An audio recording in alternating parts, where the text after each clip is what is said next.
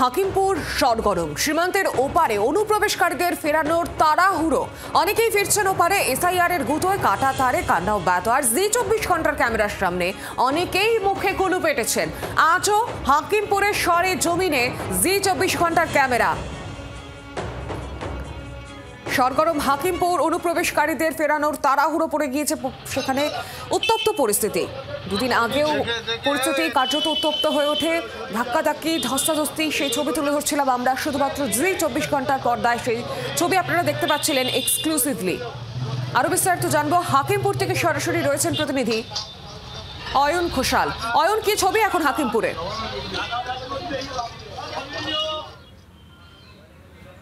দেখো, হাকিমপুরে বিগত 4 বা 5 দিনের যে ছবি, সেই ছবিটা আজও যে খুব একটা পাল্টেছে এমনটা নয়। আমরা দেখতে পাচ্ছি হাকিমপুর সীমান্ত পেরোনোর জন্য প্রতিদিনই প্রায় 100 থেকে 150 মানুষ তারা আসছেন।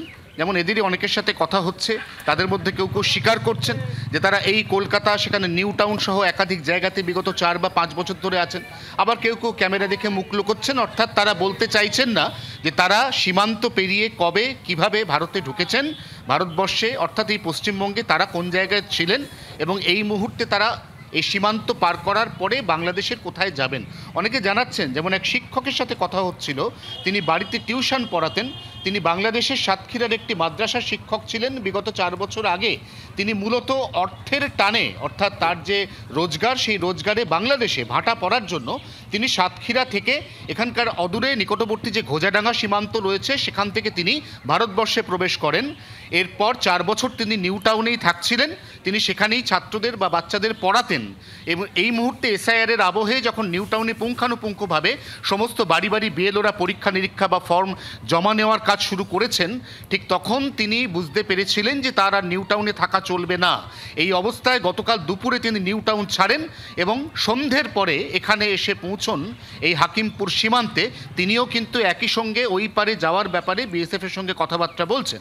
কিন্তু যেহেতু এদের কাছে কোনো রকমের কোনো ভ্যালিড ডকুমেন্ট নেই, এমনকি সীমান্ত পেরিয়ে এপারে আসার ডকুমেন্ট সেটা যদি বৈধ না থাকে, তাহলে সীমান্ত পেরিয়ে ওপারে যাওয়ার অনুমতি বা ছাড়পত্রটাও পাওয়া যায় না।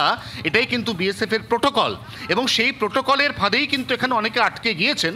এবং এই মুহূর্তে যাদেরকে ফ্রেমে দেখা যাচ্ছে তারা প্রত্যেকেই মনে করছেন যে তারা ভারতীয় নাগরিক নন, তাদের আর খুব বেশি দিন ভারতে থাকা নিরাপদ নয়। অতএব তারা এই মুহূর্তে ফিরতে চাইছেন বাংলাদেশে, কিন্তু বিভিন্ন রকম টেকনিক্যাল কারণে তারা ফিরতে পারছেন না। সৌমি, একেবারে এই পরিস্থিতির দিকে নজর রাখো অয়ন। তাদের সঙ্গে যদি একটু কথা বলা যায়।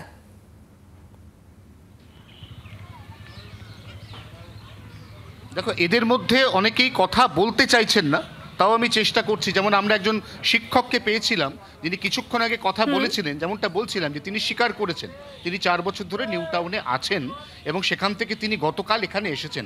এদের মধ্যে যারা এই মুহূর্তে রয়েছেন আমি তাদের সঙ্গে কথা বলার চেষ্টা একটু করব, কিন্তু আমি তোমাকে প্রথমেই জানিয়ে রাখি, এখানে কিন্তু ভয়ে কেউ মুখ খুলছেন না, কারণ প্রত্যেকের মনের মধ্যে একটা আতঙ্ক কাজ করছে যে তারা যে অবৈধভাবে ভারতে বসবাস করছিলেন এটা তো এই ছবিতে একেবারে দিনের আলোর মতো পরিষ্কার। আমি তাও জানার চেষ্টা করব। দিদি, ওই পারে বাড়ি কোথায়? দিদি, ওই পারে বাড়ি কোথায়? দিদি, ওই পারে বাড়ি কোথায়? ওই পারে বাড়ি কোথায় বলবেন কিছু? দেখো, খুব কাঙ্ক্ষিত বা প্রত্যাশিতভাবে তারা যে কোনো প্রশ্নের উত্তরে মুখ লুকোচ্ছেন এবং এই মুখ লুকোনোর সঙ্গত কারণ কিছুক্ষণ আগে আমি তোমাদের জানালাম। ধন্যবাদ অয়ন। আর এই নিয়ে রাজনৈতিক চর্চা শুরু হয়েছে। শাসক বিরোধী একে অপরকে দোষারোপ করে চলেছে। এসআইআর এর গুঁতোয় কাটা তারে কান্না অব্যাহত। আর প্রত্যেক মুহূর্তের আপডেট তুলে ধরছি আমরা জি24 ঘন্টার ক্যামেরায়। সেই ছবি দেখতে চাইছেন শাসক বিরোধী কে কি প্রতিক্রিয়া দিয়েছেন শোনাবো আপনাদের। বিশ্ব হিন্দু পরিষদ একটি অ্যাপ্রুভ সংগঠন, তারা বলছিল বাংলাদেশি অনুপ্রবেশকারী যারা তাদেরকে ফেরত পাঠাতে হবে। সেখানে বলা হলো তৃণমূল কংগ্রেসের তরফ থেকে, এবং তৃণমূল কংগ্রেস, আমি আজকে জানতে পেরে অবাক হলাম, ওখানে যারা বসে আছে যারা বাংলাদেশি নাগরিক তাদেরকে খাওয়ানো, বসার ব্যবস্থা, মাথার উপরে আচ্ছাদন ব্যবস্থা সব তৃণমূলের লোকাল পঞ্চায়েত সদস্য করছে। তার মানে এই পঞ্চায়েত সদস্য বা এর পূর্বপুরুষ কেউ না কেউ একসময় বাংলাদেশ থেকে এসেছে, সে ভারতীয় নয়। একটা ন্যারেটিভ তৈরির চেষ্টা হচ্ছে, এরা ঢুকেছিল, এরা বেরোতে চাইছে। এই যে বেরোতে চাইছে, তাহলে তারা ঢুকলো কি করে? বেরোবার সময় যদি নজরে পড়ে, ঢোকার সময় নজরে পড়লো না কেন? কিসের বিনিময়ে ঢুকেছে? কিভাবে বিএসএফ এর চোখকে ফাঁকি দিল, নাকি সহযোগিতায় ঢুকলো? এগুলোই তো তদন্ত হওয়া উচিত। যাদের চলে যাওয়ার কথা তারা চলে যাবেন, এটা ঠিক, মানুষ হয়তো জীবিকার জন্যই আসে, সারা পৃথিবীতে আসে, তা সত্ত্বেও জীবিকার জন্য আসলে তারা জীবিকা করতে পারেন, তার কত আইনগত ব্যবস্থা আছে, সেই ব্যবস্থাটা দ্রুত সুচারু না করলে ফাঁক ফোকর দিয়ে গলে যাওয়া, যেমন আমাদের লোকও চলে যায় অন্য দেশে, অন্য দেশের লোকও তেমন আমাদের দেশে চলে আসে। বাংলাদেশেরও ভোটার, ভারতেরও ভোটার একসাথে চলতে পারে না। বাংলার মুখ্যমন্ত্রী মমতা ব্যানার্জি সর্বপ্রথম ওপার থেকে লোক এসে এপারে ভোটার হচ্ছে এই দাবি তুলেছিল।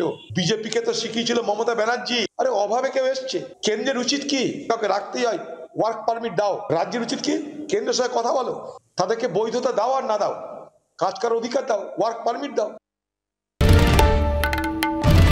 বাংলার আওয়াজ, বাঙালির আবেগ, জি 24 ঘন্টা।